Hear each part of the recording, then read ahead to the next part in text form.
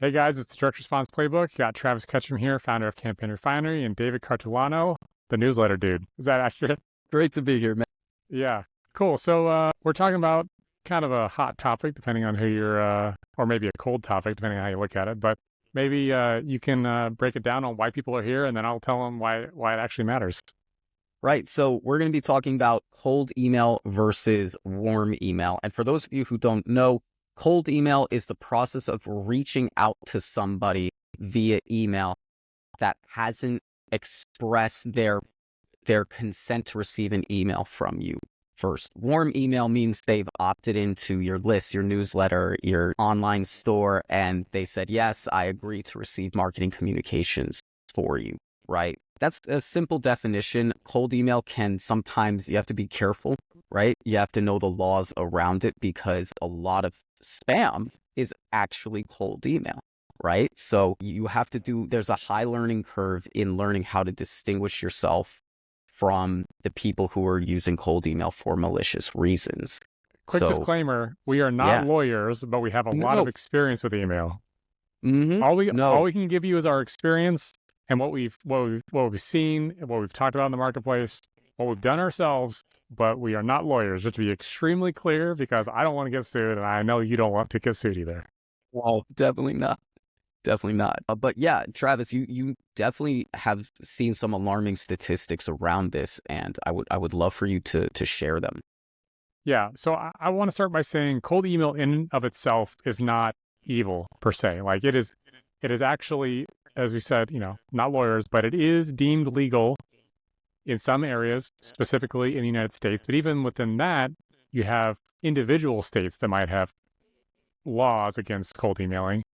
You have things that have implemented like GDPR over in Europe. You have CASL, which is the Canadian anti-spam law. You've got all these different regulations and all these different jurisdictions around the world, most of which are trying to curb cold email. And even where it is illegal, it's important to know that most recipients don't like cold email. And if recipients don't like it, their mailbox provider doesn't like it. So if they're a subscriber on Google, they're a subscriber on Microsoft, they're a subscriber on Yahoo, even if it is technically legal to send them email without their consent, if they're going to complain, those mailbox providers are going to want to not show your email to them because it pisses off their users. Because the email senders, are not the customers of Google. The person who is actually operating that mailbox as a recipient, that is a Google customer, right? Because they want them happy, they want them coming back so they can show ads and they can make money and they can sell their premium services. They can sell, the Google add-on suites and whatever. So that their objective is to make them happy, not to get your email to the inbox per se. They only want to get your email to the inbox if it makes the end user happy. So when you think about it from that perspective, there are some significant challenges with cold email. And then even in the more traditional sense, B2B, I know that before we started recording, David, you mentioned how you knew the big enterprise did cold, and that is true. A lot of VP of sales managers are really beating the drum about do more cold email, generate more lead flow, fill my pipeline. But a really interesting thing that's been happening the last couple of years is that actually the response rate, even in the B2B world where that has been the playbook for ages, has gone down dramatically, sometimes as much as 80% or more compared to just a couple of years ago. I'm talking like 3 years ago. The success rate has gone down dramatically. So you combine that with the legislation and the spam filtering updates and all these other things, and that just means that the hurdle to success for cold email has gone up dramatically. And at least personally, I get enough cold email where I am more irritated than ever when I get it to my own inbox. And I get a lot now. There's various reasons as to why that is, but I know I absolutely hate it. And they're often not including unsubscribe links, and they're breaking all these best practices about email in general. They're like, oh, reply, opt out if you want out. And it's like, no, that helps your deliverability, and it doesn't let me flip you the digital bird to get out of this hellhole and make you stop, right? So if it's not really scaling, in fact, if anything, it's going down. Why do people do it, David? Why do people do cold? Devil you know is better than the angel you don't, right? If you've been doing cold and you've been getting marginal, minimal results and it's good enough, then you're going to keep doing it, right? I think it's really that. I think warm email is obviously it depends on your context in your company, but warm email from what I've seen and seeing the software prices for cold email takes and like domains and all that warming process and stuff like that. Warm email is cheaper. right? So it's immediately more cost effective, and people are more likely to open your stuff because they already know who you are, And they ask right? for it. The consent is there. Big, Exactly. big difference. Yeah. And I believe the death of all human relationships comes down to a lack of set expectations. When someone opts into your stuff, there's an expectation that's been set. Hopefully, you send them a welcome email and also have the text on your website saying you will be getting an email, right? So these expectations are so important. But when you do a cold email, there is no expectation set. So you really got to play chess really carefully to get a result, right? So in short, I think cold email, because it works so well in the past, people are more willing to do it.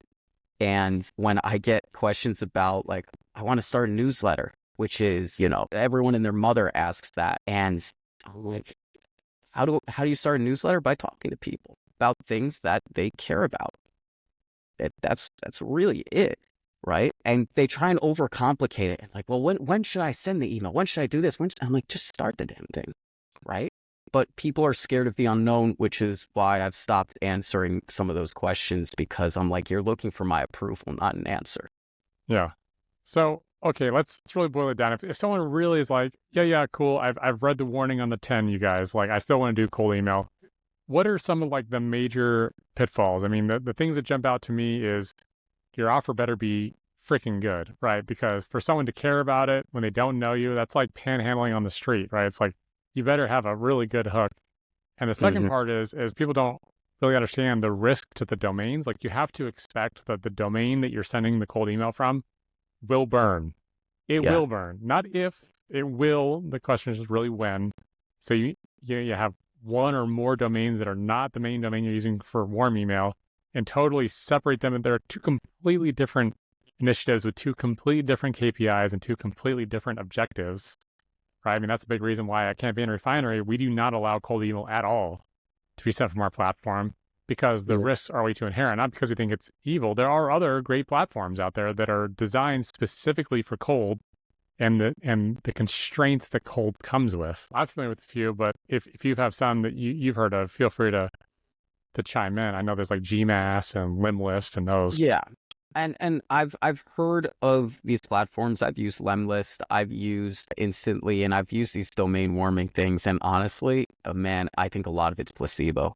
Like, you can spit on your hands and turn around 3 times and have the same level of deliverability. And I really, really mean that. And it does, like you said, it does come down to the offer and how the copy is structured. I get cold emails too. I actually don't mind being pitched, but like, if you can't sum down your offer in like 2 to 5 very short sentences, and you're doing paragraphs and paragraphs of how great you are, well, great. You've made this first date completely about yourself. I'm not interested, and you're going to spam. Especially if you do the whole like bumping this up in Oh case you didn't yeah, see that. What do you mean bumping it up? You're not bumping anything. Come on. yeah. Come on. Plus, I triggered the open pixel, so I opened. So don't even pretend you didn't know that I opened. Or Yeah. if you don't know, then you're really doing something wrong. Right.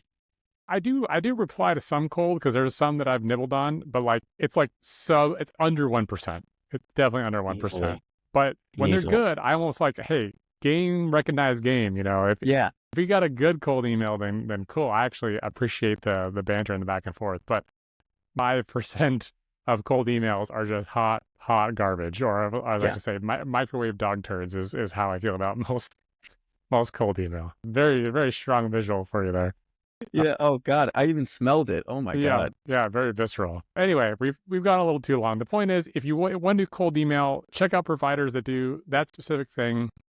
Like we mentioned a couple here: Gmass, Lemlist, Sinly. But if you want to know more about the specific pitfalls and why cold may not be the right move, even though your VP of sales is hammering you to do cold, we actually have a blog post linked down below that you can really arm yourself with information so you can make an educated decision about what might be the best path, and some alternatives you can maybe come back to your VP of sales with about, hey, here's some alternative ways that we can move the needle besides bludgeoning and trying to get water out of that stone for the 50 millionth time. So anyway, if you want to know more about that, we got that link down below. If you have warm email that's actually consent and you're a good sender and you want to go from good to great, you want to talk to us about it, that's Campaign Refinery. And if you want to talk about running a dialed in warm newsletter, David's your guy, wealthyinbox.news. I love it. Thanks for having me, Travis. Yep. Till next time, like and subscribe, and we'll talk to you soon.